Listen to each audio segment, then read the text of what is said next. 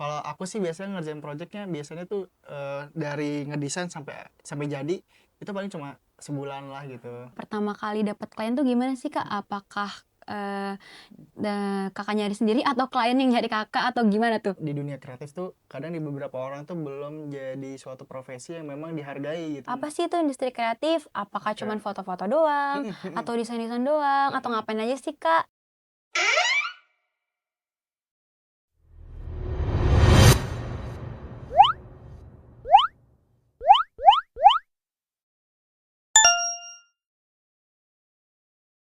Halo Os! Kenalin, aku Via. Dan aku Jije. Selamat datang di Owl Talks. Oh iya Kak, ngomong-ngomong Owl Talks itu apa sih Kak? Nah, ini nih, Owl Talks ialah segmen baru TVP berbasis platform YouTube yang dimana kita bakal mengundang narasumber-narasumber yang gokil banget. Di Owl Talks ini kita bakal bahas konspirasi, film, video viral, dan berbagai hal seru lainnya. Nah betul banget. Nih di episode pertama ini kita bakal ngundang narasumber yang gokil banget sih. Wah. Hari ini kita bakal bahas industri kreatif nih bersama Kak Denny. Halo Kak. Halo Kak, Pia, bisa Jije. juga dong Kak, Owls-nya. Oke, halo Sobat Awas. Oh ya Kak, Kakak kan pegiat kreatif nih yang aktif banget nih ya. Jadi ketua umum TVP, terus punya agensi juga ya Kak, terus jago edit, jago desain, banyak lah pokoknya. Ya kan ya Kak? Oh iya Kak, coba dong di-spill dulu. Oke, mungkin aku perkenalkan diri dulu kali ya. Oke, Boleh. halo Sobat Awal, halo semuanya. Sebenarnya thank you banget teman-teman udah invite gue, walaupun ini juga satu komunitas juga ya kita ya. Betul. Oke, kenalin nama gue Denny Putardiansa, aku mahasiswa ilmu komunikasi dari Untirta. Aku juga saat ini lagi aktif juga untuk ngebangun agensi, terus juga betul aku juga diamanahkan sebagai ketua umum Tirta Yasa Visual Production, dan saat ini kesibukan aku lagi main di film pendek juga buat beberapa project aku, dan juga saat ini juga aku full time jadi graphic designer di salah satu instansi di lingkup pemerintahan provinsi begitu. Wow, keren banget nih. Pasti dong, aku juga impress banget ini ngeliatnya ketum kita loh guys. Waduh, waduh. Oh ya nih Kak Denny, mungkin Ols yang lagi nonton ini nih, mungkin banyak yang nggak tahu nih, apa sih itu industri kreatif? Apakah cuman foto-foto doang? Atau desain-desain doang? Atau ngapain aja sih Kak? Oke, mungkin aku coba jawab ya, Pia ya. Jadi setahu aku memang industri kreatif ini salah satu industri yang lagi berkembang banget nih di akhir-akhir tahun ini. Karena memang banyak banget event-event ataupun elemen-elemen lainnya yang banyak diadakan gitu. Misalkan contoh sekarang kan lagi hype banget nih event-event kayak misalkan baju-baju atau brand-brand fashion dari lokal. Terus juga banyak banget agensi-agensi. Nah, terus juga misalkan kayak kita nih, kita kan juga bergerak di bidang seni dan juga kreatif ya. Nah, itu salah satu subsektor dari industri kreatif gitu. Nah, mungkin kalau kita nih secara spesifik, kita ini bergeraknya di bidang kreatif industri gitu. Itu sih. Jadi memang banyak sekali kalau kita bilang industri kreatif itu elemennya ada banyak banget. Setahu aku ada 17 subsektor. Itu udah termasuk film, musik dan sebagainya. Nah, kalau kita itu ada di kreatif industri seperti itu. Berarti tuh kreatif industri kita tuh emang gak sesimpel kayak foto atau desain-desain doang ya. Betul banget, lingkupannya cukup luas gitu. Oke, karena tadi kan udah denger banget ya Mm, mm, penjelasannya. mm, mm. Dari Kak Denia sendiri kan udah terjun lama ya dari industri kreatif ini. Dan itu tuh terjunnya tuh dari awal kuliah atau dari sebelum masuk kuliah? Oke, jadi aku tuh sebenarnya aku mungkin coba sedikit cerita ya. Jadi aku tuh Boleh. sebenarnya dari SD, sebetulnya dari akhir SD itu aku suka banget ngedit dan juga ngedesain. Itu karena sesederhana aku pengen jadi saat itu jadi YouTuber gitu. Kalau sekarang kan namanya content creator gitu ya. Nah, cuman aku benar-benar seriusnya itu saat aku waktu SMK. Jadi saat itu aku SMK itu aku di jurusan software engineering atau rekayasa perangkat lunak. Nah, di situ aku juga ngebangun tuh agensi sama teman-teman aku di saat waktu aku SMK.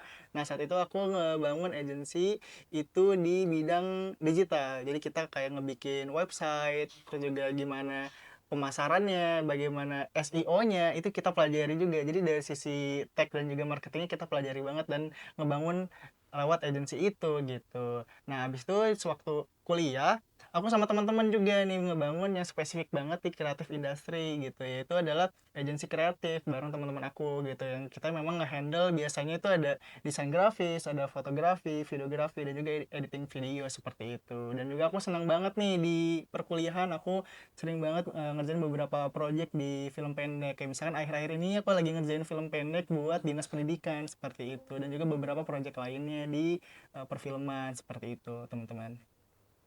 Berarti tuh emang passionnya tuh nggak dibangun dari langsung kuliah, tapi emang udah ada dari kecil ya. Iya, aku udah suka banget ternyata dari dulu itu suka banget ngedit, ngedesain, dan ternyata aku baru tahu ternyata itu namanya creative industry Wah, gitu. Dan sekarang creative industry itu salah satu elemen yang ada di industri kreatif gitu kan. Gitu sih. wah, keren banget ya. Oh ya, tadi maksud gue juga soal industri kreatif sama kreatif industri kan sama aja, sama-sama dibalik. Tapi maksud Iya. aku konteksnya adalah kita yang bergerak di bidang kreatif yang sifatnya lebih kayak misalkan fotografi, videografi, sama desain grafis, editing dan sebagainya gitu ya maksudnya. Bukan yang industri bangunan-bangunan gitu. Iya, Beda betul dong. gitu. Oke. Ya udah, keren banget sih Kak Dani itu udah sejauh itu ya. Mm-mm. Terus juga em baru sadar ternyata yang dari kecil kan sering ngedesain. Ternyata bahasa sekarang tuh industri kreatif gitu loh. Betul betul betul. Karena bahkan kalau kita bicara desain ini kan juga sekarang udah mulai luas banget nih. Kita udah nggak bisa ngomongin desain grafis tuh cuma apa ya? Maksudnya desain grafis ini kan general banget ya. Ternyata ada spesialisasi dan juga mungkin spesifikasi tertentu. Kayak misalkan ada desain grafis yang kita misalkan di sosmed, ada juga branding desain gitu kan. Ada juga logo desain dan segala macamnya. Jadi memang dari desainer grafis aja itu udah banyak sekali eh, di dalam-dalamnya, apalagi kalau kita bicara subsektor yang lainnya gitu. Berarti dari Kak Dedi sendiri tuh lebih konsen di satu aja atau semua desain grafis? Nah, sebetulnya karena aku tadi juga lagi ngebangun agensi yang memang bisa dibilang bidangnya juga meluas ya, ada desain juga, ada fotografi, videografi, editing. Jadi memang cukup meluas lah. Jadi semuanya aku harus pelajari. Jadi kalau kata orang-orang mah palu gada ya gitu. Jadi apa yang lo Apa? mau, gua Gua ada ada. gitu. Gitu. Tapi emang ini sempat ada perdebatan ya kalau teman-teman sering dengar gitu ya. Kayak misalkan nih, kita tuh harus jadi generalis atau spesialis gitu kan. Nah, ini kan sebetulnya debatable banget kan. Nah, kalau menurut aku sebetulnya nggak ada yang salah. Teman-teman mau pilih yang mana, mau pelajari yang mana, tapi gimana caranya teman-teman bisa bertanggung jawab atas keputusan yang teman-teman pilih. Misalnya teman-teman pengen jadi generalis, jadi semuanya diembat, itu nggak apa-apa, karena artinya kita bisa adaptif lagi nih buat kedepannya, supaya nanti kita nggak bakal terdisrupsi atau tidak ke distract dengan hal-hal lain, kita nggak akan terganggu gitu. Jadi mau ada perkembangan zaman pun atau perkembangan digital, kan sekarang digital juga kenceng banget ya perubahannya, kita nggak akan terganggu ya, karena kita semuanya pelajari gitu. Tapi di sisi lain kita nggak akan menemukan benar-benar jadi top performance banget yang emang deep dive banget tuh sama satu hal. Beda dengan misalkan teman-teman jadi spesialis, misalkan oke teman-teman jadi graphic design, spesifik lagi misalkan jadi logo desain, wah itu spesifik banget itu kan semakin dalam gitu ya. Jadi sebetulnya nggak ada yang salah teman-teman mau jadi generalis atau spesialis gitu sebetulnya. Intinya kalau ada yang butuh ya gue ada gitu loh. Iya, kalau versi aku ya, Iya. sebetulnya walaupun aku juga sekarang lagi memilih untuk generalis, tapi aku juga pastinya punya kesadaran harus adalah satu atau dua yang spesialis gitu. Kayak misalkan aku sekarang kalau di antar 4 bidang yang aku suka sekarang, kayak misalkan desain, foto, video, dan juga editing gitu ya. Nah, itu aku milihnya desain gitu. Nah, desain juga di dalamnya aku lagi spesifikin lagi itu di UI UX design gitu sih. Jadi user interface dan user experience design. Kayak misalkan aku kan tadi bilang aku bikin-bikin website sebetulnya. Karena itu sebetulnya kan harusnya di coding ya. Cuma ada job tertentu atau profesi tertentu yang kita ngebikin desain prototipenya atau desain si rancangannya itu. Nah, itu menurut aku itu yang jadi spesialisasi aku gitu. Tapi karena sekarang aku juga tadi kan bekerja full juga sebagai graphic designer. Nah, itu jadi aku mau nggak mau harus jadi generalis lagi tapi dengan spesifik yang ada di graphic design gitu. Nah, ditambah aku juga ngebangun agensi kreatif tadi kan, yang dimana aku nggak cuma harus pelajari desain doang, nggak cukup gitu. Aku harus pelajari juga fotografi, videografi, dan juga editing video seperti itu. Duh, Gitu. aku kan itu banyak denger Luas banget banget ya. dan itu luas banget. Kakak Mm-mm. berkecimpung di semuanya. Mm-mm. Pasti kakak bisa kasih satu alasan Mm-mm. kenapa kakak bisa bertahan di agensi ini. Oke, kalau menurut aku untuk survive aja sih, untuk bertahan hidup gitu. Jadi aku milih kenapa tadi juga di creative industry, karena memang ini salah satu industri yang menurut aku ini bisa apa ya, bisa ngedorong ekonomi kreatif kita, karena kan ada sekarang namanya juga ekonomi kreatif gitu. Bahkan ada kreator ekonomi yang memang mereka nih sebagai content creator untuk nggak cuma sekedar bikin konten, tapi mereka juga bisa menghasilkan kan. Nah, menurut aku ini salah satu peluang nih di industri kreatif ini, karena semuanya orang-orang lagi mainnya di pasar ini gitu, lagi tren marketnya lagi di sini gitu kan. Kayak misalkan sekarang ada profesi yang sebelumnya tidak ada, kayak misalkan jadi apa sih namanya, streamer di TikTok, atau mungkin juga orang-orang yang nge-live di TikTok, dan juga ada sekarang AI, jadi ada AI spesialis bahkan. Jadi sekarang tuh udah semakin bervariasi karena adanya digitalisasi, sehingga industri kreatif tuh jadi semakin apa ya, lagi Lagi membara nge-hype membaranya, lagi nge-hype banget gitu. Jadi karena sekarang dunianya juga lagi di situ, ya kita mau nggak mau juga pasti akan kena exposure itu, dan ada baiknya kita juga pelajari itu gitu sih kalau menurut aku. Ya Apa berarti terutama kalau menurut aku ya, sorry, kalau menurut aku juga karena aku suka gitu. Jadi selain suka, memang kedua adalah lagi dibutuhkan juga di dunia gitu ya gitu sih. berarti sesuai keinginan pribadi sama sesuai publik juga ya. Karena Iya target betul, pasarnya tuh emang di situ gitu. betul banget gitu. Ya apalagi di era sekarang nih, Mm, apa namanya, di era digitalisasi sekarang mm, mm, ini mm, tuh, mm. banyak kayak orang-orang manfaatin, kreatif ini dari digital ya, Kak, ya? Betul banget gitu. Jadi memang nggak bisa kita bicara tuh digital tok dan juga kreatif tok. Pasti kedua hal ini Iya. saling apa ya, terkoneksi satu sama lain seperti itu. Wah, menarik banget ya. Di emang dunia industri kreatif ini walaupun banyak momen capeknya aja ya. Oh, Betul banyak banget sih. banget gitu. Aku juga ngerasain pasti Kak Denny juga ngerasain sih gimana tuh tiba-tiba kita desain dari awal, terus tiba-tiba ada klien minta revisi, Oh ternyata yang iya. dipakai desain awal. Aduh iya Aduh, iya. itu pasti capek banget sih. Nah, kalau ngomongin keluh kesah nih, Mm-mm. ini tuh pernah nggak sih Kakak tuh kayak, Mm-mm. punya nih ada temen yang minta dibikinin desain atau Mm-mm. apapun itu, tapi mintanya gratis, Mintanya gratis. nggak bayar. Waduh. Intinya Nanti 0 rupiah lah. Iya, oke, itu nanti kayak masalah kemarin tuh yang lagi heboh ya, tuh, soal Aduh, yang ih mana? aduh kacau. nggak dibayar gitu ya. Itu rame banget ya, Rame Kak. banget ya. Yang mana itu? Kamu nggak tahu, J? Aduh, coba Aduh. dong. Aduh, jangan deh. Udah Aduh, lewat lah ya. Tapi kalau tadi pertanyaannya soal pernah nggak sih dimintain desain secara iya, gratis? Kayaknya kalau aku ngerasa sejauh ini kayaknya nggak pernah. Cuman memang ya, bahwa di dunia kreatif tuh kadang di beberapa orang tuh belum jadi suatu profesi yang memang dihargai gitu kan. Aku sadar banget, ngerasa banget apa ya, hal tersebut gitu ya, karena memang merasakan juga bahwa kayaknya tidak terlalu jadi hal yang krusial buat, atau jadi hal yang perlu dihargai lebih di orang-orang, padahal kan sebetulnya kan kompleks banget kan kalau kita bicara industri kreatif, bagaimana kita berpikir terus juga menghasilkan ide, dari ide tersebut kita implementasi, dan bagaimana implementasi yang udah kita lakukan itu jadi manfaat buat orang kan, itu kan sebetulnya proses yang cukup panjang gitu ya, tapi memang di sebagian orang itu bukan jadi hal yang jadi hal yang apa ya, dihargai gitu kan. Ini sayang banget menurut aku gitu. Makanya aku juga sekarang juga lagi bangun komunitas juga di luar komunitas Tirtaya Visual Production itu, karena aku juga pengen nih ngangkat pegiat-pegiat kreatif supaya lebih dihargai seperti itu gitu sih.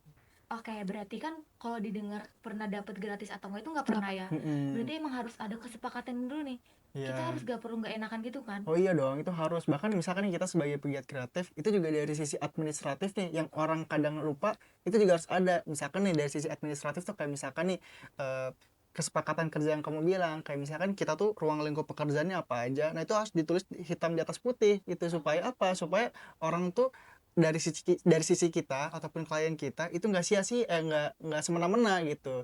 Dan juga ini juga memberikan perlindungan juga buat mereka, karena kan kita juga harus bertanggung jawab kan, Iya, apa yang harus kita buat gitu, apa yang harus kita lakukan gitu. Nah makanya perlu banget tuh hitam di atas putih administratif itu, kayak misalkan ya tadi ada MOU juga, terus juga nanti ada invoicing biasanya soal nanti untuk penagihan dan segala macamnya. Nah itu harus ada. Nah ini yang sebetulnya di beberapa pegiat kreatif apalagi yang baru mulai, nah ini sering banget dilupakan. Menurut aku itu justru menjadi yang paling penting, supaya apa, supaya kita tahu nih kita ruang lingkup pekerjaannya apa, dan juga batasan-batasannya apa, dan juga orang-orang nih kalau misalkan nih janjinya bulan ini bayar tapi dia nggak bayar, oh kalau nggak ada MOU-nya gimana, nanti iya, teman-teman malah nggak dibayar. betul banget. Karena aku juga pernah sempat ada bermasalah tuh soal administratif itu, jadi itu bikin hal tersebut jadi nggak enak juga buat aku, padahal aku udah kerja nih tapi aku nggak dibayar. Nah itu aku pernah Oh, pernah? lebih ke karena nggak lebih karena kita nggak ada MOU, jadi cuma dibayar cuma setengah gitu, tapi nggak Oh, nol sih teman, maksudnya kan itu nggak apa? dibayar. Oh, Iya gitu Terus kan. akhirnya itu gimana? Ya itu, ya jadi udah. kita memilih untuk oh udah kita nggak mau ribut, Iya. nggak mau apa, jadi kita lepasin aja gitu. Ngalah ya, Kak. Ngalah aja nggak Terus apa-apa. filenya desainnya juga udah dikirim. Udah dikirim segala macam. sedih Karena banget itu ya. lebih ke project yang kontrak 1 bulan gitu. Berarti dari itu harus belajar lagi, harus ada hitam putih. Iya, jadi harus ada Iya. legalitasnya gitu supaya kita terlindungi dan juga klien kita terlindungi dari hitam di atas putih itu, seperti itu. Tapi kalau kita misalkan nggak enak mau adain hitam putih atau misalkan kita dapat klien nih satu, sedangkan kita pemula gitu ya sebagai graphic designer, dan kita tuh paling cuman meet up bagaimana kerjaan desainnya, terus kita nggak ada ngomongin hitam putih itu. Oke. Sebenarnya itu nggak jadi masalah, bahkan aku juga beberapa project nggak ada hitam di atas putih. Kenapa? Karena aku percaya sama dia. Cuman kalau misalkan nih baru mulai ataupun kita belum mengenal siapa orangnya, itu lebih baik ada. Cuman kalau misalkan nih dia nggak mau, coba dilihat kira-kira dia apakah dekat sama kamu, terus juga kira-kira ada nggak sih orang terpercayanya dia yang kita bisa pertanggungjawabkan, entah itu temennya dia atau mungkin kita kenal sama orang tuanya atau sama saudaranya. Jadi kalau ada kenapa-napa kita bisa ngekontak kenalannya dia, atau mungkin dia menitipkan sesuatu. Misalkan kalau di beberapa tempat nih, misalkan penyedia penyewaan kamera atau apa, itu kan suka ngasih KTP segala macam kan. Nah kira-kira ada nggak sih barang yang bisa dititipkan sama jaminannya kita ya, Kak. sebagai jaminan gitu. Jadi jangan sampai kita ketemu dia dengan tangan kosong atau dengan hal yang tidak ada gitu. Jadi kita harus mengetahui juga siapa temannya, siapa saudaranya, siapa orang tuanya, kalau mungkin juga jaminannya apa gitu. Seperti itu sih. Tapi Gitu. kalau dari Kak Denny sendiri pernah nggak sih kayak ngalamin udah kerja nih, udah di misalkan dia minta deadline cepat, udah dikirim, terus Iya. dia bayarnya telat. Itu mah sering banget pastinya. Nah Terus makanya, gimana itu responnya? nah itu menurut aku salahnya saat itu aku nggak pakai hitam di atas putih itu. Nah sekarang aku udah mulai pakai, jadi hal-hal tersebut bisa diminimalisir. Jadi tinggal dilihat nih, Kak, bukannya kita punya kesepakatan gini-gini ya, mungkin mohon pengertiannya dan segala macam. Jadi kita bisa nge-follow up itu karena kita ada dasarnya. Coba bayangin kalau nggak ada dasarnya, jadinya kita bingung kan mau komplain juga atas dasar apa, nggak bisa, kita nggak ada kesepakatannya, karena itu kan bukti juga loh. Misalkan teman-teman cuma ngajakin proyekan tapi cuma bertemu secara langsung betul. dan nggak ada dokumentasi apa-apa, wah itu nggak ada bukti kan. Misalkan kita nggak bisa bawa itu ke ranah hukum, jadinya ya teman-teman mungkin hak teman-teman nggak bisa di apa ya, nggak bisa didapatkan lagi hak teman-teman gitu, nggak ada yang nge-approve itu karena nggak ada buktinya, seperti itu. Oh, berarti harus ada dokumentasi ya. Iya benar banget, baik itu dokumentasi berupa foto ataupun tulisan segala macam, ataupun misalkan lewat WA nih, nah itu di screenshot aja tuh. Oh, bukti Iya, cetaknya. iya, buat nge-cover teman-teman kalau misalkan teman-teman terjadi sesuatu. Tapi kan kalau udah ada hitam di atas putih udah enak kan, kita udah punya sistemnya gitu. Berarti kalau nggak ada hitam putih, backup-nya itulah. Iya, jadi harus ada apa ya, mitigasi tertentu atau hal yang bisa kita minimalisir supaya kita tidak mendapatkan hal yang tidak kita inginkan, seperti itu. Gitu sih. Terus itu pembelajaran banget sih bagi aku. Oh iya, Kak, biasanya kalau kayak gitu tuh biasanya desainnya Kakak kasih dulu ke klien atau klien bayar dulu?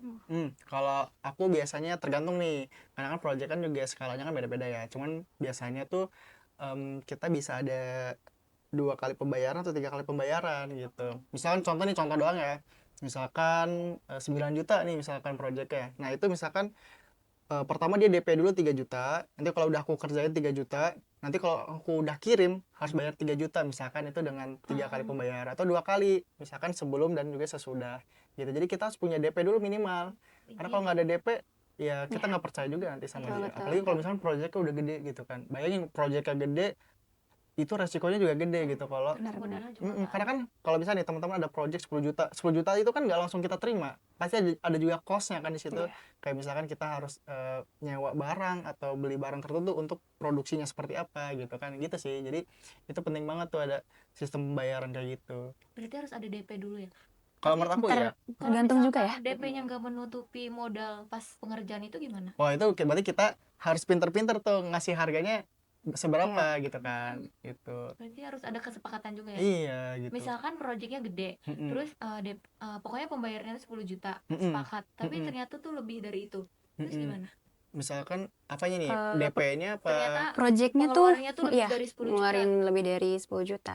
Proyeknya ternyata ngeluarin 10 juta, Iya. tapi kita Udah ngasih. membiayai itu Iya. berapa?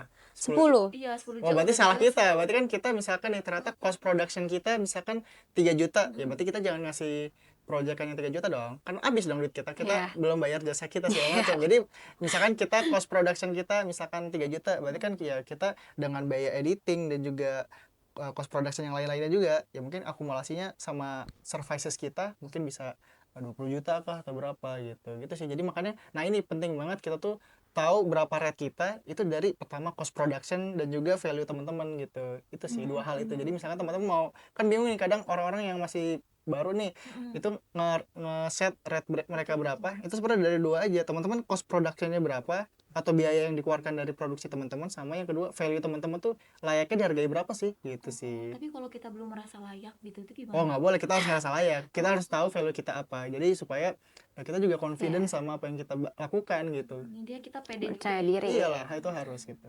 Kadang orang-orang awam tuh nggak pede gitu loh sama value dia. Kalau Jadinya tuh berarti Iya, harga betul. kecil aja. Oke, Padahal benar-benar. bebannya banyak gitu. Bener-bener menurut aku itu nggak apa-apa, itu kan bisa jadi pembelajaran, tapi kan makin kelamaan teman-teman kan juga belajar ya Iya. kayaknya aku udah mulai level up nih, udah grow Udah up juga, berkembang udah berkembang, betul. Jadi mau nggak mau kayaknya pelan-pelan bisa nih kita naikin. Nah, ya misalkan teman-teman sebelumnya ngerjain project logo nih cuma 50.000, pelan-pelan deh aku udah ngerasa level up nih, kayaknya 100 bisa, terus lama-lama 150, 250, lama-lama mungkin nanti bisa 1 juta 2 juta sampai atas-atasnya lagi lah gitu, sesuai dengan value teman-teman Ya gitu. intinya berkembang dulu ya. Iya betul. Ya. Tapi kalau buat yang baru pemula nih, baru masuk gitu ya ke industrinya, itu nggak apa-apa sih ngasih rate kecil, karena kan kita juga butuh portofolio Iya, betul gitu betul. kan. Jadi itu nggak ada masalah. Karena kan takutnya kalau misalkan patok harga ketinggian mereka tuh langsung pindah. Sedangkan Iya. kita Benar-benar. tuh portofolio masih dikit ya. Mm-mm. Berarti nggak apa-apa kalau misalkan harga rendah tapi nggak sesuai harga pasar itu gimana? Itu yang pertama, itu nggak apa-apa, yang penting teman-teman bisa dapat experience atau portofolionya. Oh. Yang kedua, teman-teman buat ngebangun porto itu juga nggak harus dengan real project, tapi juga bisa passion project atau fake project namanya. Jadi kita ngebangun, misalkan teman-teman nge-redesign sosial media gitu ya, atau nge-redesign logo gitu ya. Nah itu teman-teman misalkan BCA, teman-teman ada sosial medianya atau logonya, teman-teman nih nge-redesign, tapi teman-teman mengeluarkan sepenuh hati. Jadi ngeredesainnya nggak asal-asalan, dipikirin tuh idenya apa, pesan apa yang mau disampaikan, brand guideline-nya apa. Nah itu disusun yang seproper mungkin gitu. Jadi walaupun teman-teman ini fake project atau passion project, teman-teman juga apa ya, mengeluarkan sepenuh hati gitu, melakukannya dengan sepenuh hati gitu. Jadi orang kan ketika ngeliat, oh dia ngerjain fake project aja hasilnya gini, apalagi kalau misalnya real project ya kan Oh gitu. itu bisa jadi kasih contohnya gitu. Iya betul, jadi nggak masalah teman-teman misalkan minim porto nih, cara buat memperbanyak porto ya udah seolah-olah teman-teman lagi nge-handle project apa gitu dengan fake project tadi gitu. Betul betul. Itu yang banyak orang lakukan kok sekarang, jadi nggak ada masalah gitu sih. Jadi nggak perlu ada kredit tertentu gitu. Nambah insight sih, soalnya aku juga orang awam yang berkecimpung di situ. Jadi Nggak aku apa-apa. kayak ikut nanya juga. Nggak Berarti apa-apa banget. intinya berarti aku ke depannya tuh harus ada hitam putih kalau itu seenggaknya bener. dokumentasi. Dan kalau misalkan nggak apa-apa ya di rate harga kecil, Iya benar. karena kalau harga ketinggian juga takutnya gimana. Takutnya dia lari kan. Iya. Tapi yang jelas kalau di kreatif industri, apalagi di dunia kayak kita, itu portfolio is matters gitu. Jadi semua hal yang ada di portofolio kita itu jadi apa ya, jadi benchmark dia, kayak ini bagus apa enggak nih gitu, dia cocok gak ya sama brand dia, cocok gak ya sama kebutuhan dia gitu. Jadi emang portofolio tuh penting banget. Jadi sebaik mungkin teman-teman harus nyusun portofolio seakurat mungkin, secocok mungkin dengan mungkin calon kliennya seperti apa gitu. Tapi kalau misalkan udah ketemu nih klien, udah kontak-kontakan, terus Kak Den ini ngirim portofolio, terus ternyata nggak sesuai sama selera dia. Nggak apa-apa kan, setiap perusahaan atau setiap brand atau setiap orang atau setiap perseorangan gitu kan punya kebutuhannya tertentu. Kadang memang style kita nggak cocok sama dia, ya itu nggak masalah, berarti memang ya kalau kata orang bukan pasar aja, itu nggak masalah juga gitu. Tinggal kita cari pasar yang sesuai dengan style kita gitu, atau kalau setidaknya kita bisa memenuhi kebutuhan dia, ya itu tinggal dikomunikasikan aja. Misalnya teman-teman portofolionya stylenya A gitu ya, tapi dia kebutuhannya B gitu ya, teman-teman tinggal komunikasikan saja. Kak, saya walaupun portofolionya full dengan A, teman-teman bisa komunikasikan itu, saya juga bisa loh Kak, kayak aku ngerjain project kebutuhan kakak gitu sih. Itu gunanya komunikasi juga kan, jadi kita tinggal sampaikan aja. Berarti nggak langsung putus ya hubungannya. Iya, nah itu penting banget buat kita ngejaga hubungan dengan calon klien maupun klien yang memang sudah berjalan proyek kayak gitu sih. Nah itu cara Gimana tuh Kak? membangun hubungannya itu gimana Kak? Yang pertama ya kita juga harus coba cari kliennya dulu ya. Nah ini bisa banyak, misalkan kita bisa cari di sosmed atau gini. Kalau aku sih kadang kan orang mikirnya jemput bola gitu. Jadi kita nunggu terus orang datang. Tapi kan sebenarnya kita juga bisa opsi kedua nih, yaitu dengan kita jemput bola. Jadi yang kita yang menghubungi duluan nih, kayak misalkan nih, Kak aku lihat gini gini gini, misalkan di SG Kakak nih, Kakak lagi suka posting ini, lagi ngebangun bisnis ya Kak gitu. Aku bisa loh Kak ngebenerin sosmed Kakak segala macam. Kira-kira Kakak tertarik nggak? Terus tinggal ditunjukin aja.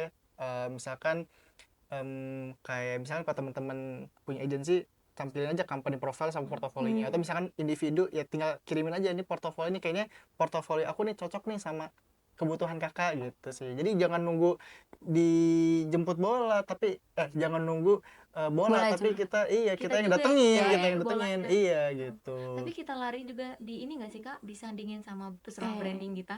Iya sih, Ya. bener sih. Itu juga penting banget gitu. Berarti sebelum Kakak nyari klien biar kena value itu berarti ngebangun personal Betul. branding Oh dulu. iya harus dong. Sebenarnya itu kan juga apa ya, tergantung sih. Tapi yang jelas personal branding itu juga ngaruh gitu. Gitu sih. Karena kan personal branding kan secara definisi bisa, menurut orang kan bisa beda-beda ya. Tapi yang jelas kan bagaimana orang bisa kenal kita, dan bagaimana kita memperkenalkan diri kita kepada orang lain, dan apa yang kita punya itu bisa memberikan manfaat atau dampak buat orang tersebut gitu sih. Jadi kita punya value apa, dan value kita nih bisa mengkontribusikan apa sih buat mereka, gitu sih. Sebetulnya kan part of personal branding kan juga seperti itu gitu. Jadi makanya penting banget buat kita, misalkan nih teman-teman pengen nyari calon klien, ya teman-teman juga harus dikenal baik dong Benar. sama orang-orang gitu kan. Karena kan kadang project itu bisa datang dari mana aja, bisa dari temen kamu, bisa dari misalkan Instagram kamu segala macam gitu. Jadi bervariasi memang. Berarti intinya jangan ada public enemy lah ya. Sebenarnya public enemy itu sesuatu yang natural gitu ya. Maksudnya bisa aja orang kan, semua orang pastinya nggak senang sama kita kan. Iya. Pasti ada aja. Ya ada aja kan. Tapi kan gimana cara kita memaksimalkan apa yang kita punya gitu. Apalagi sekarang udah ada zamannya sosial media, ya tinggal kita mengoptimize lagi hal yang ada di sosial media buat nge-push diri kita dengan personal branding gitu kan. Gitu sih. Dan sesuai emang apa kitanya aja gitu loh. Karena Karena bener. emang dasarnya enemy udah enemy. Iya benar gitu. Tapi kan itu kan bisa di maintain kan. Mungkin kelamaan bisa aja nih orang nggak suka sama kita karena mungkin nggak pernah ngobrol sama kita. Iya. Bener. Karena kayak banyak gitu. kejadian kan, kayak Iya. kayaknya dia benci sama kita, tapi cuma perkara kata orang, kayaknya JJ ini, kata temenku kayaknya jahat ya. Aduh. Tapi Ya. emang iya ya. Kayaknya baiknya kita ngobrol dulu. Ternyata JJ tuh orangnya gini. Oh ternyata Pia orangnya gini gitu. Jadi mungkin orang nggak suka sama kita mungkin karena belum pernah ngobrol Iya, aja sama kita betul, gitu betul. sih. Oh ya, Kak, aku mau nanya, Mm-mm. Kakak tuh agensi Kakak tuh ada nggak sih diiklanin gitu? Apa Kakak cuma dari company profile Kakak aja Oke. gitu? Oke, sebenarnya kan dari tujuannya dulu nih. Kita kan misalkan mau bikin iklan kan, tujuannya adalah bisa banyak kan, bisa ngebangun awareness ataupun menciptakan leads gitu, atau calon-calon buat kayak klien gitu. Nah itu kan sebenarnya banyak ya tujuannya. Tujuannya itu kan part of marketing juga kan. Iya. Nah tapi sebenarnya kita nggak terlalu iklan banget yang mungkin di kayak lewat ads atau apa gitu, tapi kita juga bisa lewat konten aja gitu. Jadi kita ngepromosiin services kita itu lewat konten gitu. Jadi nggak melulu misalkan lewat iklan-iklan, atau yang mungkin banyak orang tahu ads gitu kan. Kadang kita bisa beli iklan di misalkan kayak di Instagram atau di TikTok kan, itu ada ya Ada. ads-nya gitu. Tapi kita belum pakai, tapi kita pengen pakai sih nantinya. Oh iya. Tapi sementara kita banyak promosiinnya tuh lewat Konten. konten aja seperti itu. Tuh. Ya memanfaatkan juga ya Iya dari betul. Itu kan part of branding, Iya, personal branding betul, juga gitu. betul. Tapi ini lebih konsepnya lebih ke branding untuk agensi kita gitu. Gitu sih. Manfaatkanlah segala hal. Iya betul, karena sekarang kan semua toolsnya udah ada, platformnya udah banyak, tinggal gimana cara kita buat mengoptimize aja sih, seperti itu. Baik, ngomong-ngomong klien nih Kak, Mm-mm. Kak Denny ini pertama kali dapat klien tuh gimana sih Kak? Apakah Kakak nyari sendiri atau klien yang nyari Kakak atau gimana tuh? Oh itu bisa macam-macam tuh. Jadi seingat aku lupa sih aku klien pertama tuh dari mana. Tapi seingat aku waktu aku bikin sama temanku, itu bikin agensi waktu SMK buat bikin website gitu. Jadi temen aku ngajak, dia ada project, dan bisa nggak ngedesain UI UX tadi ya konteksnya, bisa nggak ngedesain sebuah website gini-gini. Aku bilang bisa, karena aku suka banget ngedesain kan. Dia tahu aku juga karena dia tahu aku suka desain gitu. Jadi ya udah dari situ jalan lah terus proyekan dari project pertama ke project-project selanjutnya seperti itu. Begitu. Mm-mm. Berarti dari hobi yang sama terus bisa ngebangun, bisa bikin gitu website ya Kak, website Iya ya. betul, karena kan sebenarnya kalau kita bicara website ataupun agensi digital ini kan pembagian jobnya juga banyak kan. Kayak misalkan tadi kita bicara website itu macam-macam tuh, nggak cuma yang ngedesain tapi ada yang programmer juga kan, ada yang ngodingnya juga. Itu ada namanya front end developer, ada back end developer, ada full stack developer dan Wah. juga banyak variasinya gitu. Jadi memang ya kita bagi-bagi tugas aja. Jadi karena aku ngerasa saat itu walaupun aku anak IT, anak software engineering, tapi aku nggak terlalu suka sama ngoding. Jadi aku desainnya aja. Iya, iya. Tapi desain UI UX, sorry. Belibet ya. Jadi memang desain UI UX itu memang salah satu desain yang cukup kompleks juga karena kita juga harus mikirin gimana layoutnya, terus juga itu tuh udah tersusun rapi gitu. Jadi antara elemen ini ketemu elemen ini tuh gimana, terus bagaimana desain ini tuh bisa reusable di berbagai platform gitu. Jadi memang kompleks sih. Jadi walaupun dia desain tapi sebenarnya tergantung sih, karena kalau tadi kan masih UI UX tuh masih ada sisi tech-nya gitu, masih ada sisi teknologinya seperti itu. Beda sama misalkan kayak kita ngedesain buat poster segala macam, itu kan nggak ada kaitannya banget gitu. Gitu sih. Paling kalau yang ke poster baru yang jomplang banget ya. Tapi sebenarnya masih basicnya kan masih sama, prinsipal desainnya masih kurang lebih masih sama gitu. Prinsip-prinsip desainnya nih yang ada di UI UX itu kepake juga buat desain-desain kayak misalkan poster, sosial media desain dan segala macamnya gitu. Mm. Gimana sih Kak kayak awal-awal ngedesain melalui UI UX itu, karena aku sendiri belum berkecimpung di dunia sana gitu loh. Itu sebetulnya ya balik lagi karena aku di sekolah saat itu aku nggak ngerti, bukan nggak ngerti sih, aku kurang nyaman sama ngoding gitu. Aku bisa cuman aku lebih seneng ternyata kalau aku ngedesain gitu, karena kan tadi ya tahapan bikin website juga kan ada tahapannya tuh. Aku Iya. ngedesain, temen aku yang ngoding gitu. Jadi memang menurut aku kayaknya nggak salah deh kalau aku pelajari hal ini lebih lanjut gitu, karena itu kepake banget juga di jurusan aku. Karena bayangin kalau misalnya website tapi nggak ada yang ngerancang website itu dengan baik, pasti kan bakal acak-adul Iya. kayak gitu sih, seperti itu. Berarti ya sama-sama menjadi partnership ya. Iya Karena kan biar betul. kalau ada website ya berarti dalamnya juga harus bagus. Betul betul, apalagi ya itu, cuman aku sekarang itu lagi fokusnya di kreatif agency aku yang satu lagi, yang emang fokusnya itu di desain grafis, fotografi, videografi, sama editing. Karena memang itu mungkin aku ngerasa lebih passion aja sih di situ, lebih suka aja. Apalagi kan sekarang aku juga kerjanya full time-nya sebagai graphic designer gitu. Jadi kayaknya memang eh, bidang ini yang aku harus pelajari lebih lanjut gitu sih ketimbang yang tadi. Tapi itu nggak jadi masalah. Jadi aku nggak ninggalin full karena masih kepake juga, karena aku juga kan kalau misalkan lomba-lomba nih di kampus itu aku juga yang suka jadi UI designer, karena kan di beberapa lomba aku butuh prototipe dari aplikasinya ataupun inovasinya kayak gitu sih. Ya.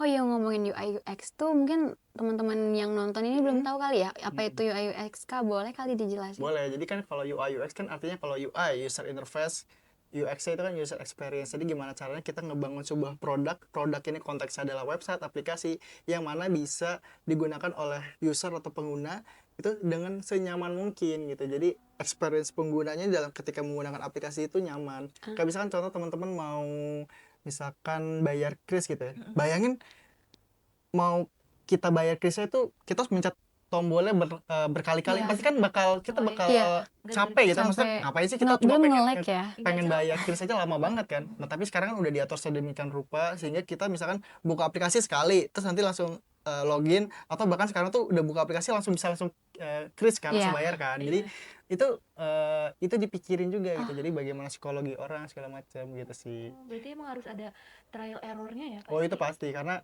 ada profesi tertentu juga yang jadi kayak semacam QC-nya gitu buat ngecek kira-kira ini udah cocok belum ya, terus kemudian udah user nih udah nyaman belum ya buat make si produk ini dengan konteks produknya adalah website ataupun aplikasi seperti itu. Berarti kan peluncuran website nih, itu Mm-mm. biasanya jangka lamanya buat luncur itu berapa tahun atau berapa bulan gitu? Oh tergantung, soalnya sebenarnya nggak akan selama itu, karena kan project website itu juga ada skalanya, ada yang skalanya mungkin rendah ataupun menengah ataupun ya lebih kompleks lagi yang lebih tinggi gitu kan, itu juga macam-macam kan. Kalau aku sih biasanya ngerjain projectnya biasanya tuh dari ngedesain sampai sampai jadi itu paling cuma sebulan lah gitu. Tapi kan sekarang udah ada AI ya, sekarang benar. udah ada Iya. AI itu sekarang udah mulai terbantu sih, jadi teman-teman tuh secara workflow dan juga secara project itu udah nggak lagi wasting time ya, walaupun memang AI ini secara penggunaan belum apa ya seakurat mungkin Iya. ya, masih ada celahnya gitu ya, masih Kadang ada masih nge-lag bener, masih ada nge-lag-nya, masih ada bug-nya, masih ada hal-hal negatifnya gitu.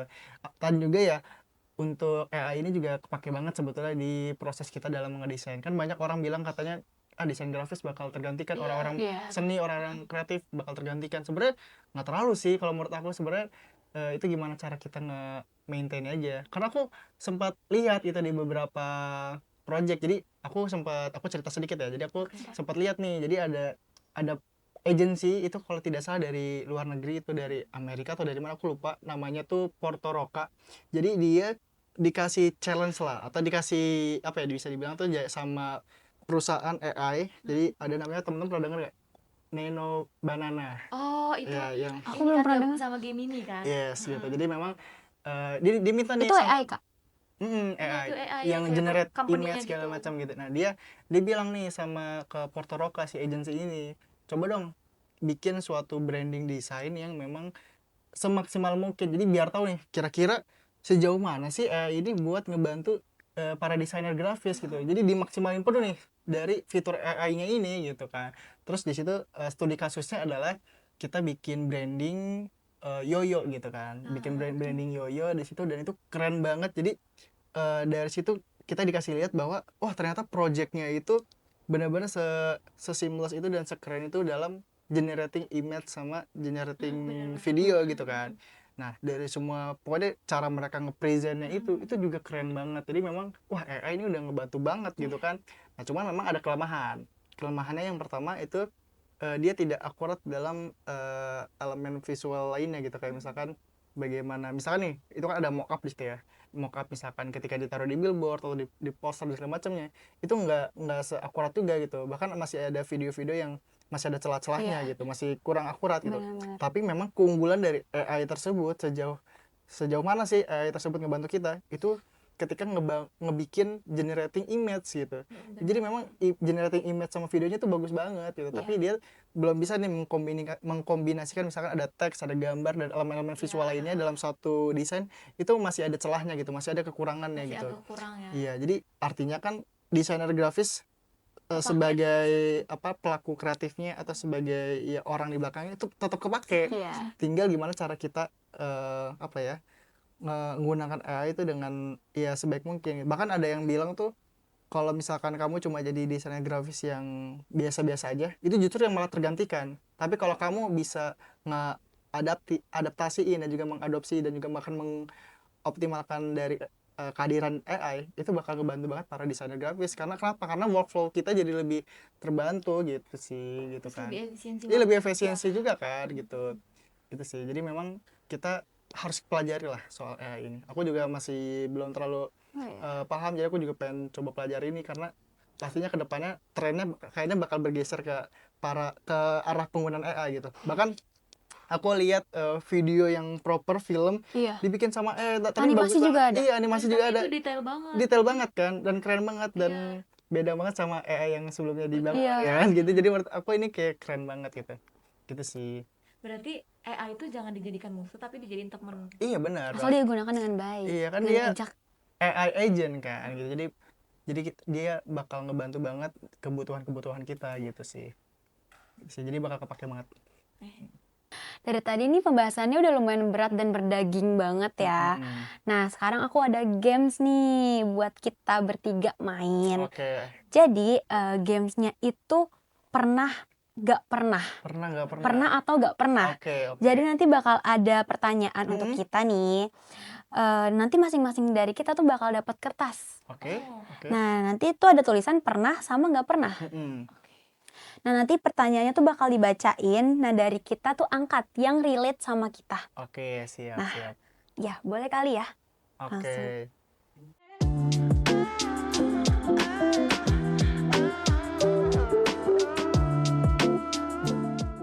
Pernah nggak pernah? Pernah nggak pernah udah revisi berkali-kali, tapi akhirnya pilih hasil yang pertama. 1, 2, 3. Pernah. Enggak. Kalau aku sebenarnya Apa itu? bukan yang desain pertama sih, tapi lebih ke desain kedua. Tapi itu revisinya udah banyak banget gitu sih. Itu perlahan banget gitu. Sayangnya saat itu aku nggak ngasih charge tambahan kalau ada revisi. Jadi harusnya mungkin kedepannya harus ada charge gitu. Kalau misalkan sekali revisi atau 2 kali revisi berapa bayarnya gitu sih. Ini konteksnya agensi ya, kalau kita mah Oke. bukan agensi ya. Pernah nggak pernah? Pernah nggak pernah? Jawab sebentar lagi kak. Padahal belum dikerjain sama sekali. 1, 2, 3.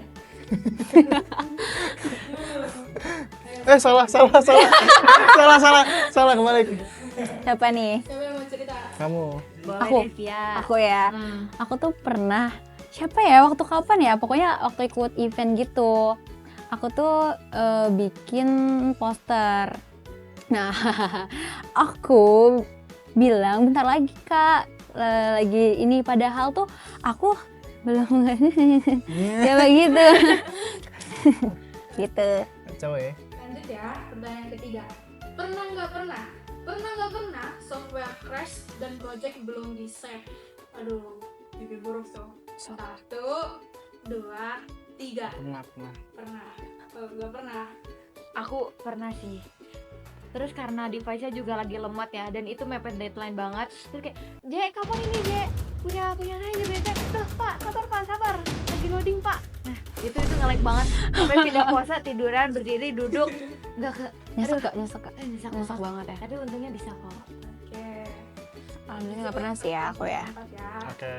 Pernah nggak pernah? Pernah nggak pernah niat cari referensi tapi malah doom scrolling? Oke. Aduh, 1, 2, 3. Pernah banget. Kayaknya semuanya. Kayaknya semuanya juga ngerasain ya. Iya. Mau nyari ke Pinterest malah ke TikTok ya. Iya, benar banget. Itu mah sering banget sih. Apalagi kalau misalnya udah art block banget nih, udah kayak udah buntu lah mau ngapain gitu. Tapi ya pada akhirnya proyeknya juga kelar sih gitu. Tapi yang ngalor dikit. Iya. Iya, banyak apa dikit ya? Wasting time dikit gitu. Oke, lanjut ya pertanyaan kelima. Pernah nggak pernah? Pernah nggak pernah dibilangin desain doang mah cepet? Aduh, pernah nggak tuh? 1, 2, 3. Soalnya kalau desain gue lama soalnya. Kan yang bilang, orang bilang Iya, gitu. masa gue juga lama ngedesainnya gitu. Lanjut. Oh iya. Pernah kayak misalkan kayak gitu doang, masa kayak kadang tuh lama ya kak, misalnya kayak masa ngedesain doang kok lama sih, sedangkan kan ide juga nggak tiba-tiba muncul. Kayak kita harus nyari referensi, entah tiba-tiba buntu ya kan, bener. Betul, belum lagi nyesuaiin warna-warnanya dia. Iya, iya. Benar. Udah habis. Yeay. Soalnya pertanyaannya tuh tadi apa sih? Sebenarnya tuh Ih, orang kamu. bilang ke kita. Dibilang Cepet. desain doang mah cepet, Pernah tanda nggak? Pernah. kutip. Oh, Desain doang mah cepet kayak desain itu gampang. Ya salah dia guys. Ya, salah gue merespon ya udah. apa? Gak apa-apa. Nyesek banget tuh sih. Udah kali ya. Oh, dia nangis. Oke, mungkin cukup ya. Tadi banyak yang relate juga sama gamesnya tadi kan. Lebih ke arah kebanyakan pernahnya sih. Iya. Tapi aku 2 kali nggak pernah. Oke. Alhamdulillahnya ya. Semuanya pernah nih. Kalau Kak Denny gimana? Kayaknya kamu Kayaknya semuanya satu tadi nggak pernah. Satu doang yang nggak pernah. itu mah harusnya pernah kan? Ya udahlah nggak apa-apa, intinya kebanyakan pernah nih semuanya. Dan juga nih dari ini seru dan banyak banget yang bisa kita dapat dari Kak Denny ini. Semoga bermanfaat ya buat teman-teman juga. Amin. Dan Pasti sih, pasti dari aku sih. juga insight-nya dapat banget sih.